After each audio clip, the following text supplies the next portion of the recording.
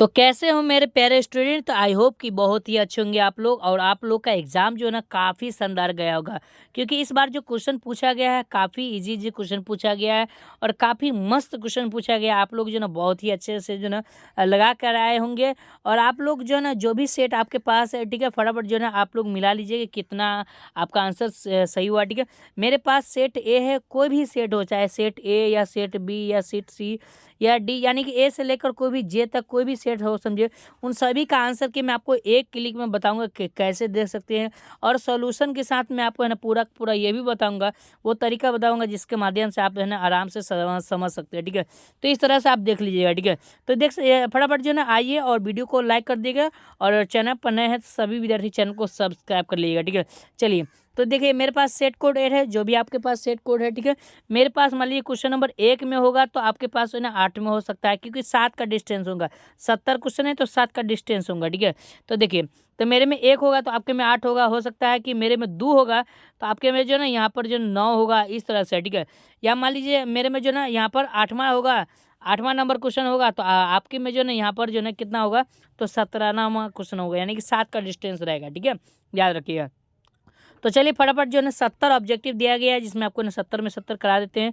कितना सही हो वो आपको लास्ट में जो ना कमेंट बॉक्स में बताना है। ठीक है, तो उससे पहले आपको ये जानकारी देते हैं कि सभी सेट का आंसर की कैसे देख सकते हैं। तो गूगल में आइएगा, जो इस चैनल का नाम है, सर्च कीजिएगा pointerstudyhtm.com। पहला वेबसाइट देखने को मिलेगा, यहाँ पर आपको क्लिक कर देना है। ठीक है, जैसे मैंने यहाँ पर क्लिक किया तो ये नीचे आइएगा। ठीक है, और 12th वाले सेक्शन में आइएगा। ठीक है, 12th वाले सेक्शन में जो आपके लिए जो ना सभी सब्जेक्ट का दिया गया है वहाँ पर आइएगा। ठीक है, तो देखिए 12th वाले सेक्शन में आइएगा ना, तो यहाँ पर मैथ लिखा रहेगा, थोड़ा देर में अपडेट होगा। ठीक है, यहाँ पर अभी मैथ लिखा हुआ है। ठीक है, और यहाँ पर फिजिक्स लिखा रहेगा। ठीक है, अभी मैथ लिखा हुआ है, यहाँ पर फिजिक्स लिखा रहेगा। ठीक है, तो फिजिक्स का आंसर की यहाँ से देख सकते हैं। ठीक है, तो यहाँ से आकर जो है ना जरूर देखिएगा। ठीक है, पूरा आंसर की, जैसे मैंने यहाँ पर मैथ का क्लिक किया, एग्जाम्पल के लिए मैं आपको दिखा रहा हूँ। ठीक है, जैसे यहाँ पर क्लिक किया, ठीक है, तो नीचे बढ़िएगा। ठीक है, और इस तरह का जो ना आपको है इंटरफेस देखने को मिलेगा, नीचे बढ़िएगा और सभी जानकारी मिल जाएगा। ठीक है, और देखिए इसी तरह का जो ना आपको देखने को मिलेगा। और यहाँ पर देखिए क्वेश्चन नंबर 1 2 3 लिखा हुआ, set A set B set C set D, सबका आंसर इस तरह से इसमें दिया रहेगा। ठीक है, तो यहाँ से आकर आप मिला लीजिएगा। ठीक है, अब चलिए हम आपको सोल्यूशन करा देते हैं पहले। ठीक है, तो चलिए क्वेश्चन नंबर 1 की तरफ बढ़ते हैं। और यहाँ पर देखिए सभी विद्यार्थी फटाफट क्वेश्चन देख लीजिए। पहला क्वेश्चन है कि दो आवेशों के बीच की दूरी आधी कर दी जाती है, तथा एक आवेश को अपनी आधा कर एक आवेश को भी आधा कर दिया जाता है, तो दोनों के बीच लगने वाला बल पहले की अपेक्षा क्या हो जाएगा। ठीक है, तो पहले की जो अपेक्षा जो ना, वो ये प्यारे बच्चों वो याद रखिएगा, वो कितना हो जाएगा। तो यहाँ पर ना आधी होगी, ना दोगुनी होगी, ना तीन गुनी होगी। ठीक है, तो शून्य होगा, तो यहाँ पर कोई नहीं ऑप्शन दिया हुआ। ठीक है, तो ऑप्शन नंबर डी होगा राइट आंसर। ठीक है, यानी कि एक का right answer option number D. ठीक है, दोनों प्रश्न आप फटाफट मिला लीजिए। ठीक है, क्वेश्चन है कि एक इलेक्ट्रॉन को विभवांतर भी के अधीन विराम से त्वरित करने पर इसकी चाल क्या होगी। ठीक है, तो चाल इसे पूछ रहे थे, यहाँ पर भी के समानुपाती होगा, ऑप्शन नंबर यानी कि ए होगा राइट आंसर। ठीक है, तीन प्रश्न है, इलेक्ट्रॉन का विशिष्ट आवेश क्या होता है। ठीक है, तो इलेक्ट्रॉन का विशिष्ट जो आवेश होता है 1.8 गुने 10⁻11 के जी पर कूलम। ठीक है, कूलम पर के जी होता है, यानी कि ऑप्शन यानी क्या होगा, ऑप्शन नंबर यानी कि सी होगा राइट आंसर। ठीक है, 3 का right answer option number C. सभी विद्यार्थी मिला लेंगे। संधारित्रों के समांतर संयोजन के प्रत्येक संधारित्र के लिए कौन सी राशि समान होती है। ठीक है, तो जल्दी से बताइए। 4 का राइट आंसर यानी कि विभवांतर समान होता है, ऑप्शन नंबर यानी कि सी होगा राइट आंसर। ठीक है, चलिए आगे बढ़ते हैं। 5 नंबर प्रश्न देख लिए फटाफट जल्दी से देख लिए। कहता है वायु में दो धनावेशों के बीच परावैद्युत पदार्थ रख देने पर इनके बीच प्रतिकर्षण बल का मान जो है ना वो क्या होगा। तो याद रखिएगा इसका आंसर क्या होगा, तो 5 का राइट आंसर ऑप्शन बी होगा, यानी कि घट जाएगा। ठीक है, क्या होगा, घट जाएगा। ठीक है, तो चलिए क्वेश्चन नंबर 6 दिया हुआ यहाँ पे देखिए, गौर से देखिए 0.2, उसके बाद म्यू और कुलम दिया हुआ। ठीक है, के दो बराबर तथा विपरीत आवेशों के बीच की दूरी जो है ना 3.0 सेंटीमीटर है, तो इसका वैद्युत द्विआघूर्ण क्या होगा। ठीक है, तो 6 का राइट आंसर ऑप्शन बी होगा राइट आंसर। ठीक है, याद रखिएगा 6.0 गुने 10⁻−8 कूलम मीटर हो गया पर मीटर। ठीक है, इस तरह से। चलिए 7वां प्रश्न कहता है कि एक बंद पृष्ठ के भीतर एन वैद्युत द्विध्रुव स्थित है। बंद पृष्ठ के निर्गत कुल वैद्युत फ्लक्स क्या होगा। तो 7 का राइट आंसर यानी कि 0 हो जाएगा। ठीक है, क्या होगा? शून्य। सभी विद्यार्थी मिला लीजिए, ठीक है। करेक्ट आंसर ऑप्शन में यानी कि डी होगा राइट आंसर, ठीक है। 8 नंबर प्रश्न के दो समान धनावेशित बिंदु आवेशों में जिसमें प्रत्येक 1 कूलम माइक्रो कूलम जो है दिया आवेश दिया हुआ, ठीक है। तो 1 मीटर की दूरी पर वायु में रखा जाता है, इस निकाय की वैद्युत स्थितिज ऊर्जा क्या होगी, ठीक है। तो 8 का राइट आंसर ऑप्शन यानी कि सी होगा राइट आंसर, ठीक है। चलिए 9 नंबर प्रश्न यहाँ पर दिया हुआ कहता है कि निम्नलिखित में से संधारित्र का मात्रक कौन होता है, ठीक है। तो संधारित्र का मात्रक कौन होता है? तो 9 का राइट आंसर यानी कि कूलम पर वोल्ट होता है, ऑप्शन नंबर डी होगा राइट आंसर, ठीक है। चलिए 10 नंबर प्रश्न यहाँ पर दिया हुआ कहता है किसी संधारित्र की धारिता निर्भर नहीं करती है, ठीक है। तो किसी भी संधारित्र की धारिता किस पर निर्भर नहीं करता है? तो 10 का राइट आंसर यानी कि प्लेटों के आवेश पर निर्भर नहीं करता है, ऑप्शन नंबर यानी कि सी होगा राइट आंसर, ठीक है। चलिए आगे बढ़ते हैं। 11 नंबर प्रश्न कहता है किसी आवेश चालक के बाहरी सतह पर विद्युत क्षेत्र होता है, ठीक है। तो किसी भी आवेश चालक के बाहरी सतह पर विद्युत क्षेत्र क्या होता है? तो 11 का right answer option number B होगा, ठीक है। सतह के लंबवत होता है, ऑप्शन नंबर बी होगा राइट आंसर, ठीक है। चलिए आगे बढ़ते हैं। 12 नंबर प्रश्न कहता है यदि किसी चालक को बाहरी विद्युत क्षेत्र में रखा जाए तो चालक के अंदर का क्षेत्र क्या होगा, ठीक है। तो 12 का राइट आंसर यानी कि शून्य हो जाएगा, ऑप्शन नंबर ए होगा राइट आंसर, ठीक है। चलिए आगे बढ़ते हैं। 13वां प्रश्न देखिए कहता है कि विपरीत चिन्ह के दो बिंदु आवेश के लिए निम्नलिखित में कौन सा कथन सही है, ठीक है। तो 13 का right answer option number C यानी कि स्थिति ऊर्जा धनात्मक या ऋणात्मक दोनों हो सकती है, ठीक है। चलिए आगे बढ़ते हैं। 14वां प्रश्न कहता है गॉस का नियम कहलाता है कि किसी बंद सतह से गुजरने वाला विद्युत फ्लक्स क्या होगा? तो 14 का राइट आंसर यानी कि संलग्न आवेश के समानुपाती होगा, ऑप्शन नंबर ए होगा राइट आंसर, ठीक है। चलिए आगे बढ़ते हैं। 15वां प्रश्न कहता है कि 100 माइक्रोफैराडे धारिता वाले संधारित्र को 100 वोल्ट तक आवेशित करने पर उनमें संचित ऊर्जा होगा, ठीक है। तो कितना होगा? तो 15 का राइट से 0.5 जूल हो जाएगा, ठीक है। 5 जूल हो जाएगा, 0.5 जूल, ठीक है। 16वां प्रश्न देख लीजिए। 16वां प्रश्न का निम्नलिखित में किसका मात्रक वोल्ट होता है? तो 16 का राइट आंसर यदि ये विद्युत क्षेत्र हो जाए, ऑप्शन नंबर सी होगा राइट आंसर, ठीक है। चलिए आगे बढ़ते हैं। 17वां प्रश्न कहता है कि विद्युत चालक में चालक से मुक्त इलेक्ट्रॉन का अपवाह वेग भी एवं चालक के सिरों के बीच लगे विभवांतर भी के बीच संबंध क्या होगा, ठीक है। तो 17 का right answer option number C होगा यानी कि भी स्क्वायर के अनुक्रमानुपाती होता है, ठीक है। चलिए आगे बढ़ते हैं। 18वां प्रश्न कहता है कि एक चालक की वोल्टता भी तथा धारिता आई के बीच ग्राफ एक सरल रेखा हो तो जो वाई अक्ष की आई धारा को प्रदर्शित करता है थीटा कोण बनाती है तो चालक का प्रतिरोध क्या होगा? तो 18 का राइट आंसर याद रखिए ऑप्शन नंबर यानी कि tan थीटा हो जाएगा, ऑप्शन नंबर ए, ठीक है। 19 नंबर प्रश्न देख लिए कहता है कि विद्युत परिपथ की शक्ति क्या होती है? तो 19 नंबर प्रश्न का जो है ऑप्शन नंबर सी होगा यानी कि भी स्क्वायर बट्टा आर होता है, ऑप्शन नंबर सी, ठीक है। 20 नंबर प्रश्न कहता है कि ताप बढ़ने के साथ अर्धचालक का प्रतिरोध क्या होता है? तो घटता है, क्या होता है? 20 का राइट आंसर क्या होगा? घटता है, ऑप्शन नंबर बी होगा राइट आंसर, ठीक है। चलिए आगे बढ़ते हैं। 21 नंबर प्रश्न देख लिए कहता है निम्नलिखित में कौन सा प्रतिरोध आर को व्यक्त करता है, ठीक है। तो आर को व्यक्त कौन करता है? तो 21 का राइट आंसर याद रखिएगा ऑप्शन नंबर डी यानी कि एल लेमडा एल जो ना बट्टा एल ए बट्टा पी, ठीक है। चलिए आगे बढ़ते हैं। पोटेंशियल, ठीक है। तो कहते हैं किलोवाट घंटा जिसको हम kWh कहते हैं मात्रक होता है, ठीक है। तो 22 का राइट आंसर ऑप्शन नंबर यानी कि ऊर्जा का मात्रक होता है, ठीक है। किसका मात्रक होता है? ऊर्जा का, ऑप्शन नंबर ए होगा राइट आंसर, ठीक है। 23 नंबर प्रश्न निम्नलिखित में कौन सा नियम ऊर्जा संरक्षण के सिद्धांत पर आधारित है, ठीक है। तो ऊर्जा संरक्षण के सिद्धांत पर आधारित है, ठीक है। तो 23 का राइट आंसर ऑप्शन नंबर यानी कि सी लेंज का नियम, ठीक है। क्या होगा? लेंज का नियम, ऑप्शन नंबर सी होगा राइट आंसर, ठीक है। चलिए आगे बढ़ते हैं। 24 नंबर प्रश्न कहता है कि जब किसी मीटर को शंट किया जाता है तो इसकी माप सीमा क्या होगी, ठीक है। तो 24 का right answer option number A होगा, बढ़ता है, ठीक है। क्या होगा? बढ़ता है, ऑप्शन नंबर ए होगा राइट आंसर, ठीक है। चलिए 25 नंबर प्रश्न का चुंबकशीलता का विमीय सूत्र क्या होता है, ठीक है। तो चुंबकशीलता का विमीय सूत्र जो ना वो 25 का right answer option number A होगा, ठीक है। MLT-2 एक होगा, ठीक है। A2-2 होगा, ठीक है। ऑप्शन नंबर ए, ठीक है। चलिए 26 नंबर प्रश्न कहता है कि देखिए म्यू दिया हुआ है 0 से ई सैल्यूट 0 का मात्रक क्या होगा, ठीक है। तो इसका आंसर क्या होगा? तो यूनिट में दिया हुआ ना, तो 26 का राइट आंसर ऑप्शन नंबर यानी कि हाँ न्यूटन बट्टा कूलम हो जाएगा, ऑप्शन नंबर ए होगा राइट आंसर, ठीक है। चलिए 27 नंबर प्रश्न कहते हैं यदि किसी चालक कुंडली गैल्वेनोमीटर में फेरों की संख्या बढ़ा दिया जाए तो इसकी सुग्राहिता संवेदनशीलता क्या होगा, ठीक है। तो 27 का राइट आंसर बढ़ जाएगा, ऑप्शन नंबर ए होगा राइट आंसर, ठीक है। चलिए आगे बढ़ते हैं। 28 नंबर प्रश्न देख लिया, कहता है उदासीन बिंदुओं पर इसका मान क्या होगा। तो 28 का right answer option number C होगा राइट आंसर, ठीक है। चलिए 29 नंबर प्रश्न कहता है कि लौह चुंबकीय पदार्थ के लिए अपेक्षिक चुंबकशीलता जो ना म्यू आर का मान क्या होगा, ठीक है। तो 29 का right answer option number A होगा राइट आंसर, ठीक है। चलिए आगे बढ़ते हैं। 30 नंबर प्रश्न दिया हुआ कहता है कि R×R2 और R3 प्रतिरोध के श्रृंखला परिपथ में प्रत्येक प्रतिरोध को प्रवाहित धारा का मान कितना होगा। तो 30 का right answer option number A, ठीक है, समान होता है, ठीक है। क्या होता है, समान होता है, ऑप्शन नंबर ए, ठीक है। चलिए तो चलिए 31 नंबर प्रश्न कहता है धारा घनत्व की जो ना इकाई क्या होता है, ठीक है। धारा घनत्व की इकाई जो होता है वो कितना होता है। तो याद रखिए ऑप्शन नंबर यानी कि सी होगा राइट आंसर, ठीक है।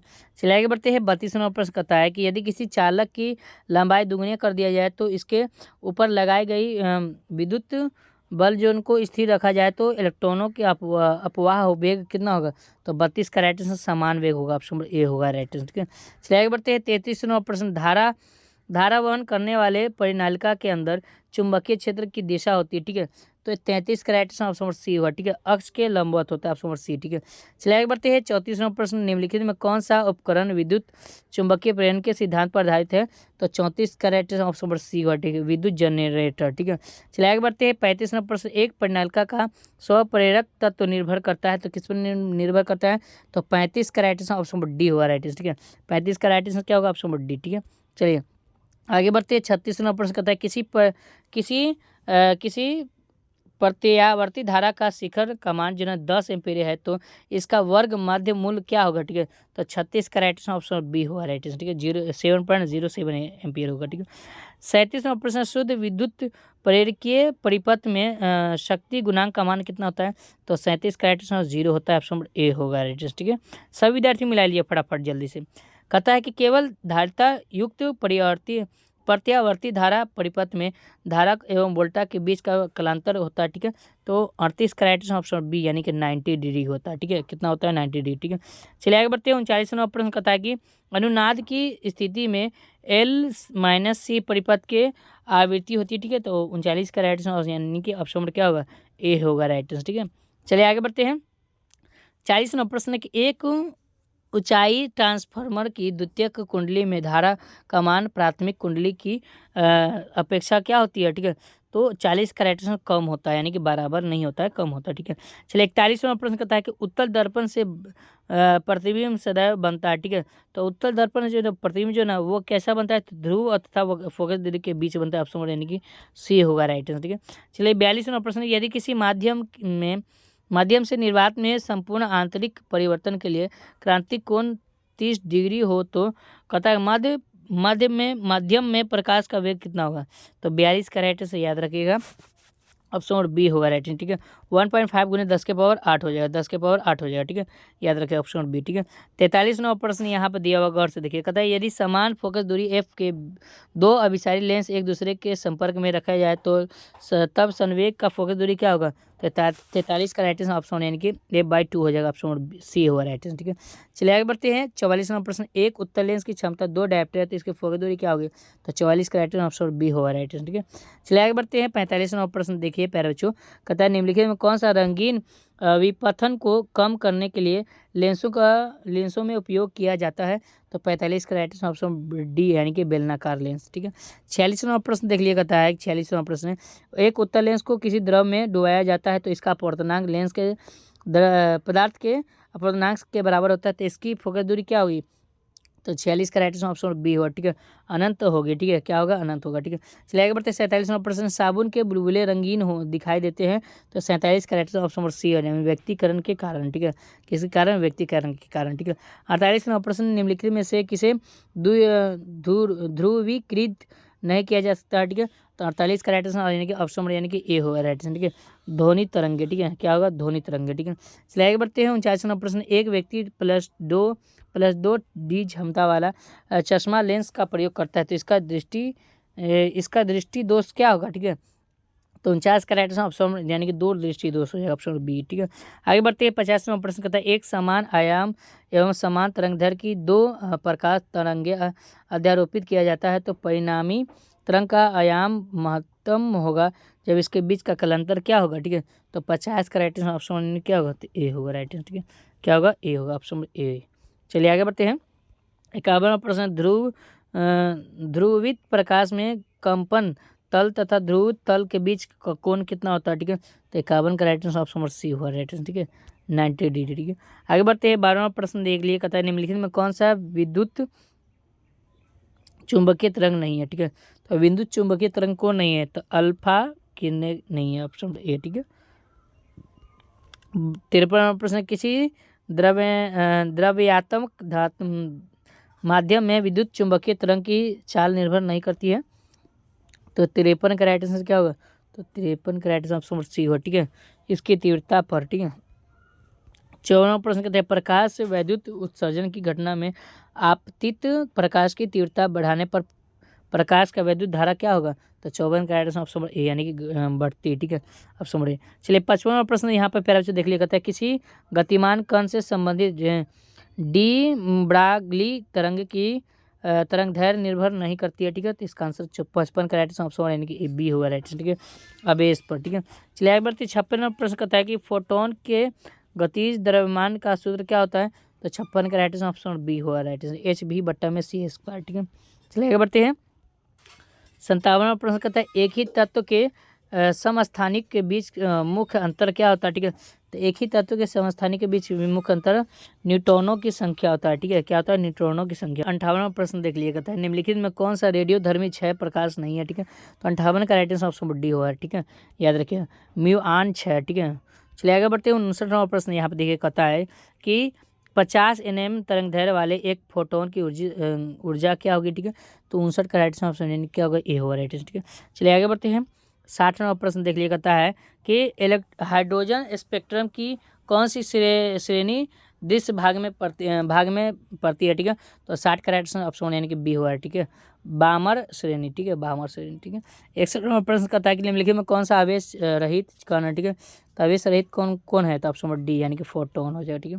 आगे बढ़ते हैं। 62वां प्रश्न एक्स किरण है, ठीक है। तो एक्स किरण क्या है, तो ऑप्शन नंबर डी वैद्युत चुंबकीय तरंग है, ठीक है।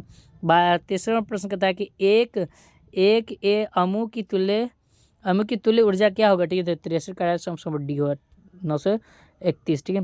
64वां प्रश्न कहता है जब सिलिकॉन में बोरॉन को अशुद्धि के रूप में मिलाया जाता है तो इसका परिणाम पदार्थ क्या होगा, तो 64 का ऑप्शन नंबर डी होगा राइट, ठीक है। आगे बढ़ते हैं। 65वां प्रश्न कहता है कि एन प्रकार के अर्धचालक में अल्पसंख्यक आवेश का वाहक होते हैं, ठीक है। तो 65 का राइट ऑप्शन बी हुआ राइट, ठीक है।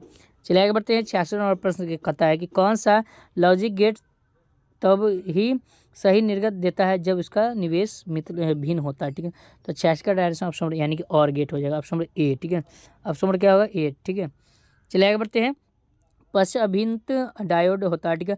तो इसका आंसर 67 का ऑप्शन नंबर डी होगा, यानी कि जनरेटर और क्या होता है, फोटो डायोड, ठीक है, दोनों होता है, ऑप्शन नंबर डी, ठीक है। चलिए आगे बढ़ते हैं। यहाँ पर कहता है कि NAND गेट के बुलियन व्यंजन को क्या कहते हैं, तो 68 का राइट ऑप्शन यानी कि A/B बराबर वाई हो जाएगा, ठीक है। चलिए आगे बढ़ते हैं। 69वां प्रश्न यहाँ पे देख लीजिए, सेकेंड लास्ट प्रश्न प्यारे बच्चों, कहता है फाइबर ऑप्टिक्स संचार में किस प्रकार की तरंगों का उपयोग किया जाता है, 69 का राइट ऑप्शन बी हुआ, ठीक है, विद्युत चुंबकीय तरंग, ठीक है। 17वां प्रश्न यहाँ पे देखिए, कहता है कि टीवी प्रसार के लिए निम्नलिखित में कौन सा आवृत्ति प्रसार का उपयोग होता है, ठीक है। तो 70 का राइट ऑप्शन यानी कि सी हुआ राइट, 30 से लेकर 300 मेगाहर्ट्ज तक, ठीक है। तो इस तरह से 70 प्रश्न कर लिए प्यारे बच्चों। आप लोगों का कितना सही हुआ है आप कमेंट बॉक्स में ज़रूर बताइएगा, ठीक है। और मैं इसका बता दूं कि पूरा सेट का जो आंसर है जो मैं आपको बताया हूँ, वहाँ से जाकर point of study STM search कीजिएगा, 12th वाले सेक्शन में जाइएगा और सभी सेट का दिया हुआ गया आंसर वहाँ से जाकर चेक कर लीजिए। फिर मिलते हैं नेक्स्ट वीडियो में, तब तक बहुत बहुत धन्यवाद।